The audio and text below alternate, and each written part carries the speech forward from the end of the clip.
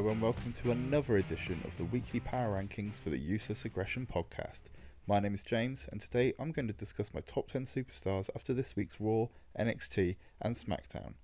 There was quite a lot of movement this week with 5 completely new entries occupying the bottom half of the table, but before we get started, let's discuss some honorary mentions.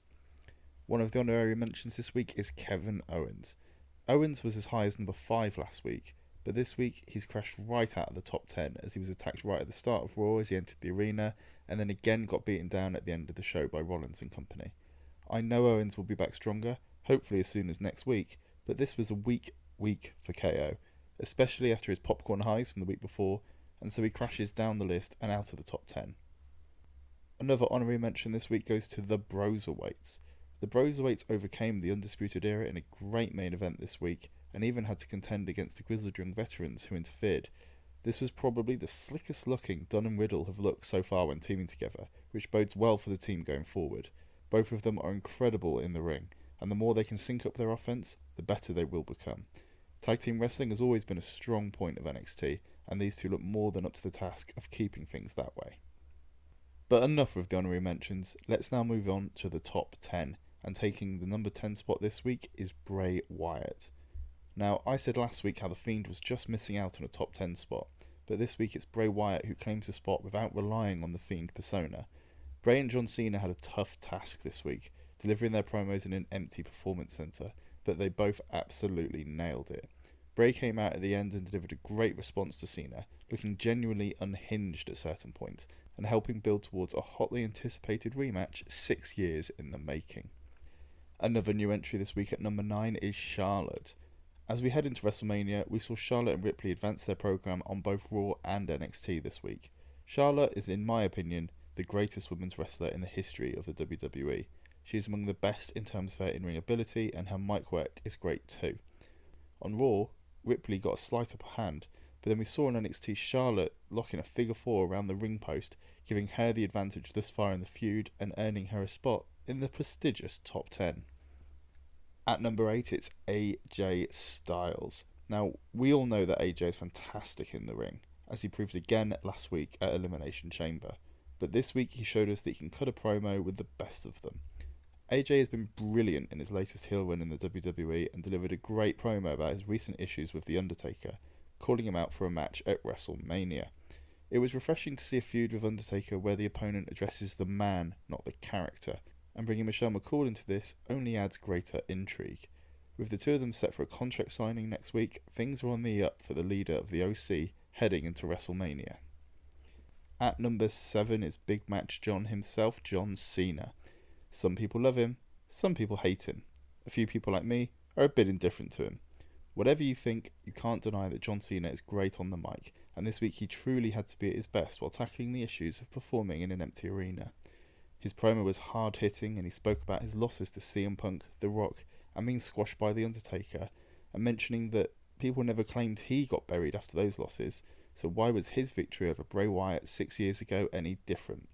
Now the thing is, obviously it was different. Bray wasn't as established as Cena was during any of the defeats that Cena listed, and therefore Bray's momentum was halted when he lost and he got buried. But that's not what I'm focusing on here. It was great work, and it had that magic R word attached to it. Realism, that helps us get invested in the story.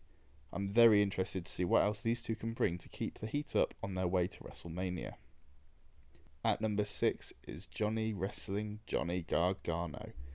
Now, either one of Ciampa or Gargano could have had this spot, but Johnny Wrestling gets the nod due to his fantastic promo work recently, including this week before the mass brawl broke out among the Performance Center.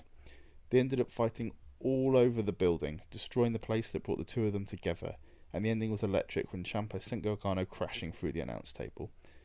Now, we both know these two are incredible and they've already had a trilogy of outstanding matches. My only concern going forward is will they be able to reach the heights they've reached before, and will they be able to keep the crowd invested along the way? At number 5, dropping down a place from last week, is Shayna Baszler. Baszler stays in the top 5 this week, but we didn't actually get to see her. The reason she stayed relevant is thanks to Becky Lynch building her up in a promo at the start of Raw.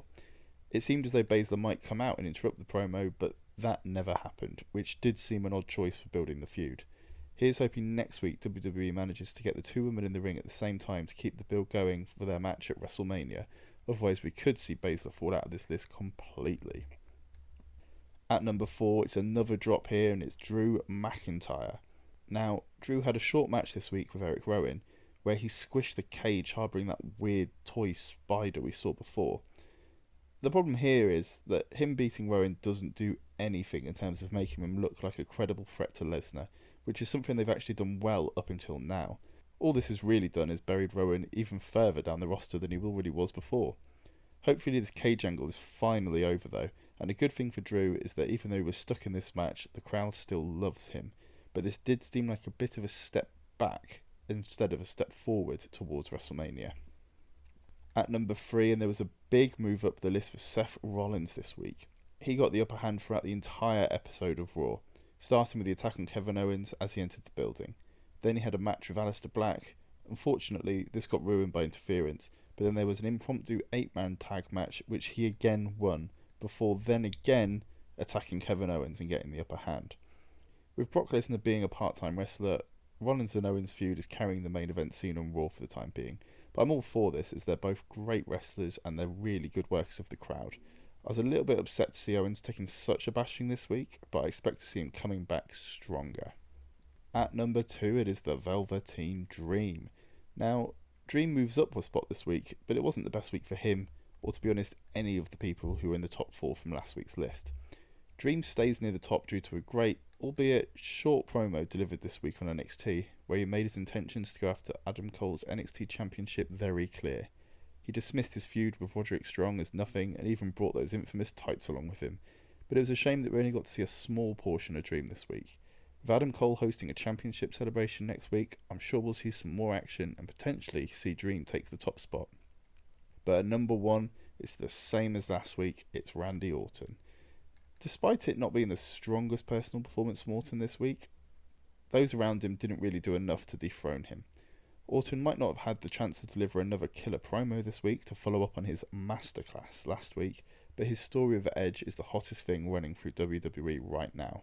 He and Edge engaged in a great segment which involved the Rated R superstar using Orton's own move, the RKO, against him.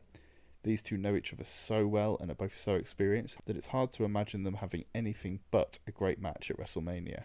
And with Orton managing to escape a chair attack from Edge, we still have a few treats in store as this feud continues to build.